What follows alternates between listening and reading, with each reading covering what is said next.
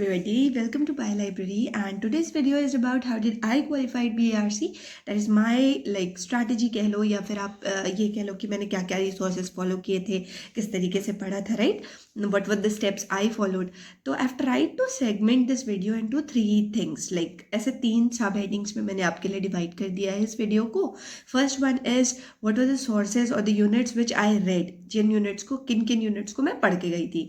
And the second one is the units which I regret leaving, यानी कि जो units मैंने नहीं पढ़ी थी एंड मुझे असल में पछतावा हुआ या रिग्रेट हुआ उन्हें छोड़ने का, right. And the third one is what is that one thing which you must do to qualify, right, to qualify BARC और any exam as let's say. तो कौन सी एक चीज़ है जो आपको करनी है जिससे आपका एग्जाम क्वालिफाई होगा अकॉर्डिंग टू मी, ठीक है. अब पहले से बात करते हैं कि what were the units I covered और मैंने किस तरीके से पढ़ा था. तो सबसे पहले तो मैंने अपने CSR के नोट से पढ़ा था. नो लेफ्ट राइट सेंटर सब कुछ हटा दो आप, मैंने सिर्फ अपने CSR के नोट्स में पढ़ा था. और आई हैड 3 कॉपीज़. उन 3 कॉपीज़ में फर्स्ट में I had cell bio and biochemistry. In second one I had molecular biology, classical genetics, evolution, ecology. Bits and pieces में मेरे पास कुछ और informations भी थी, छोटी छोटी diversity of life forms की, but complete नहीं थी. So second copy में इतनी चीज़ें थी. And third copy had microbial genetics, plant physiology and one more thing that is bioenergetics. तो ऐसे हो गई 3 कॉपीज, राइट. आपके पास इन्फॉर्मेशन बहुत ज़्यादा होती है in case you have your notes. तो एक बार पढ़ के उनको कुछ नहीं होता. I have given multiple revisions to those notes, right. मैंने पोमोडोरो से ही पढ़ाई करी थी. लाइक पोमोडोरो टेक्निक इस 25 मिनट्स की पढ़ाई, 5 मिनट्स का रेस्ट, या 40 मिनट्स की पढ़ाई, 5 मिनट का रेस्ट. मतलब वो पोमोडोरो ऐप अगर आप इंस्टॉल कर लेते हो तो उसके बाद आपको मिल जाता है वहाँ पे ऑप्शन कि आप 25-5 में डिवाइड करोगे अपनी पढ़ाई को, 45-5 में डिवाइड करोगे, सो एंड सो फॉर्थ, ठीक है. लेकिन उसमें एक सेटिंग लगानी होती है आपको और एक रेस्ट होता है, फिर सेटिंग होती है, फिर रेस्ट होता है. एंड 3 सेटिंग्स के बाद एक बड़ा टाइम कवर करना पड़ता है आपको. कैसे? 25 मिनट पढ़ा आपने, वो अलार्म बज जाएगा एंड 5 मिनट का आप रेस्ट कर सकते हो. फिर 25 मिनट पढ़ा, फिर वो अलार्म बजेगा, आप 5 मिनट का रेस्ट कर सकते हो. फिर 25 मिनट, 5 मिनट का रेस्ट. फिर आई थिंक थर्ड राउंड में या थर्ड के बाद वो 45 मिनट्स की पढ़ाई के बाद 15 मिनट का रेस्ट, राइट. तो इस तरीके से मैंने बहुत ज़्यादा पोमोडोरो को ही उस टाइम पे फॉलो किया था, क्योंकि आप जब इस जोन में होते हो तो बहुत स्ट्रेस्ड आउट होते हो, क्योंकि आपने ऑब्वियसली मेरे पास तो एक चीज़ थी कि मैंने CSIR क्वालिफाई कर रखा है, तो ठीक है. मतलब जब आप, और NII का भी आई गेस रिटन एग्जाम हो चुका था तब तक, तो आपके पास थोड़ा कॉन्फिडेंस होता है कि आपने एग्जाम्स दिए हैं, you have seen, and GATE भी क्वालिफाइड था, तो दिमाग में आपके होता है कि राइट मैंने ही किया था and I will be able to do it, है ना. और अगर नहीं होगा तो मैं अपना 100% दे रही हूँ and then will see what will happen. But आप स्ट्रेस्ड आउट होते हो तो don't let that stress overpower you. वो स्ट्रेस को अपने सर पे चढ़ने मत देना. इसीलिए मैं पोमोडोरो की बात कर रही हूँ. चाहे आप अपने फ़ोन में ही टाइमर लगा लो. तो मैंने इन 3 कॉपीज़ का कुछ नहीं तो कम से कम 8 या 9 बार रिविजन कर लिया होगा. अननोइंगली मेरे दिमाग में चीज़ें फिट थी. फिर मैंने उठाई लेनिंजर की बायोकेमिस्ट्री के पोर्शंस. तो लेनिंजर का बायोकेमिस्ट्री का मैक्सिमम पोर्शन मैंने कवर किया था. बायोकेमिस्ट्री वहाँ से की थी. सेल बायोलॉजी के कुछ वीडियोस देखे थे ऑनलाइन.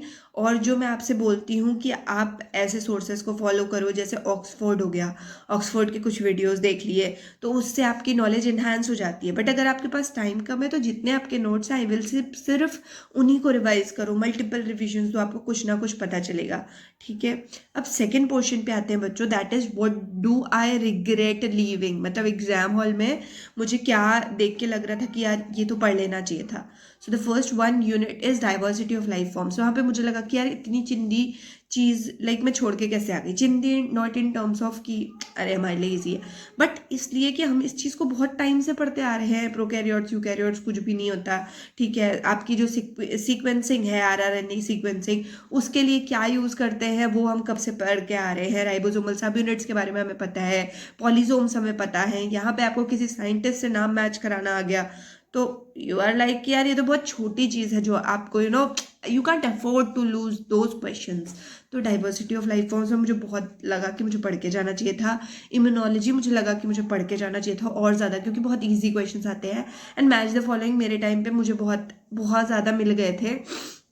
तो उसमें क्या होता है, अगर वो आपको फंसा नहीं रहे हैं, स्ट्रेट फॉरवर्ड क्वेश्चन है, तो आप मैच द फॉलोइंग कर ले जाते हो जितनी इन्फॉर्मेशन है उससे. लेकिन उसके जहाँ ऐसा हो जाता है कि आप फंस जाते हो, राइट, है ना। 2-3 ऑप्शंस में वो बोल रहे हैं कि ठीक है 1 का ए ही है, 2 का सी ही है, तो अब आपको अगर 3 और 4 में निकालना है तो यहाँ आप फंस जाते हो कि क्या है, अगर आपको पता नहीं है तो, राइट। तो इम्यूनोलॉजी पढ़ लेना आप अच्छे से, डाइवर्सिटी ऑफ लाइफ फॉर्म्स पढ़ लेना।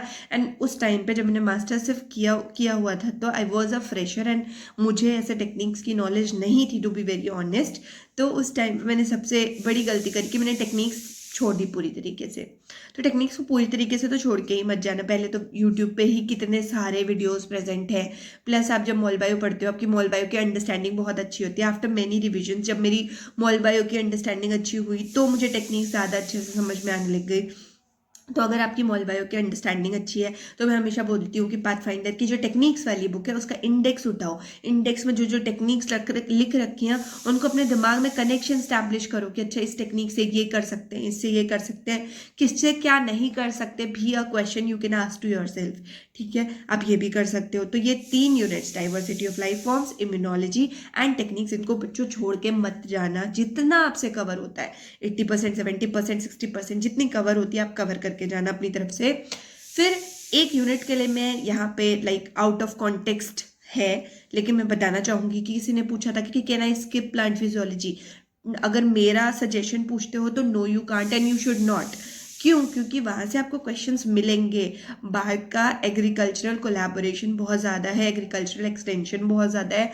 आप वहाँ देखोगे तो म्यूटेशंस हो रही हैं, वीट की कोई वैरायटी निकल रही है, राइस की कोई वैरायटी निकल रही है, रेडिएशंस लगा के एग्रीकल्चर में कुछ यूजफुल चीज़ें बन रही हैं। तो कहीं ना कहीं they are connected to your plants. तो आपको प्लांट्स पढ़ के जाना चाहिए, राइट। तो आप प्लांट्स पढ़ के जाना, और आप ऐसा मत एक्सपेक्ट करो कि you will get C part C type question. No, not at all. आपको 2 लाइन 3 लाइन मैक्सिमम के क्वेश्चन मिलेंगे। हाँ, कुछ क्वेश्चंस में आपको बहुत दिमाग लगाना पड़ेगा and you might get to a conclusion और यू मे नॉट। ठीक है, लेकिन कुछ क्वेश्चंस या बहुत सारे क्वेश्चंस ऐसे होंगे, अगर आप मल्टीपल रिवीजन अच्छी पढ़ाई करके गए हो तो आप आंसर तक पहुंच जाओगे। अब आते हैं थर्ड सेगमेंट वाले क्वेश्चन पे, that is what is that one thing you must do to qualify. या फिर आप बिल्कुल अगर चांस नहीं लेना चाहते हो इस एग्जाम के पर्सपेक्टिव में, तो आपको कौन सी एक चीज़ है जो ऐसा है ही नहीं कि छोड़ के जानी है। तो आई थिंक अभी तक आपको पता भी चल गया होगा, but I will also say first thing is revision. इतना रिविजन जितना आप कर सकते हो, जितनी आपकी कैपेसिटी है। आप जहाँ पढ़ रहे हो वहाँ पे वॉल पे एक पेज चिपका लो, उसमें R1 R2 R3 लिख दो। मैं हमेशा बोलती हूँ एक बार जब आप पढ़ते हो उसको किसी चीज़ में कंसीडर मत करो। अब R1 R2 R3 यहाँ आप लिखोगे, बायोकेमिस्ट्री यहाँ लिखोगे R1 R2 R3 के कॉलम बनाओगे, रिविजन 1 रिविजन 2 रिविजन 3। अब ये तीनों टिक होने चाहिए एग्जाम जाने से पहले। आपकी एंजाइटी इधर करो एकदम दिमाग से साइड, लेकिन आपको ये बॉक्सेस टिक किए हुए मिलने चाहिए। और दूसरी चीज़, अगर किसी को बहुत ज़्यादा प्रॉब्लम हो रही है, एंशियस फील हो रहा है कि यार पढ़ाई कितनी हो रही है मुझे नहीं पता, अगेन एक पेपर लो, ब्लैंक शीट ऑफ पेपर लो, उसे स्टिक कर लो या कॉपी में रख लो। डेली जितना पढ़ लिया उसे लिख दो। ठीक है, आपने पढ़ा secondary tertiary quaternary structure of protein, लिख दो कोलेजन, लिख दो एक्टिन, क्या क्या पढ़ा है आपने सब कुछ लिख दो। जब आप देखोगे उस पेज को भरता हुआ तो आपका कॉन्फिडेंस बूस्ट होगा। ये भी एक तरीका है to quantify your progress, right. Second thing, solve PYQs CSIR के गेट के। आपके पास तो क्वेश्चन बैंक पड़ा हुआ है। अभी तो आपको कितने वीडियोस से ही आप लाइक अगर कुछ कर रहे हो काम तो आप वीडियो से ही सॉल्व कर सकते हो या सुन सकते हो। आपको पार्ट बी टाइप ही सुनने हैं, राइट। तो सॉल्व CSIR और पार्ट CSIR के पार्ट बी और गेट के question as much as you can, और यहाँ से इन्फॉर्मेशन उठा के अपने नोट्स में ऐड कर लो। अब जब नोट्स में ऐड हो गई तो अब इन क्वेश्चंस को लगाने की जरूरत नहीं है। क्वेश्चन में स्टार मार्क करो, जिन क्वेश्चंस को सेकंड टाइम करना चाहते हो स्टार मार्क करो, बाकी क्वेश्चंस को छोड़ दो। 150 में से 50 क्वेश्चन बचेंगे जो स्टार मार्क होंगे। अब इनको लगाओ, इसमें से इन्फॉर्मेशन ऐड करो, 25 बचेंगे या 20 बचेंगे। फाइनली आपके सारे क्वेश्चंस की इन्फॉर्मेशन आपकी कॉपी में आ जाएगी। ऐसा होता है, ऐसा करना पड़ता है बस, ठीक है। तो second thing is what, solve as many PYQs as you can.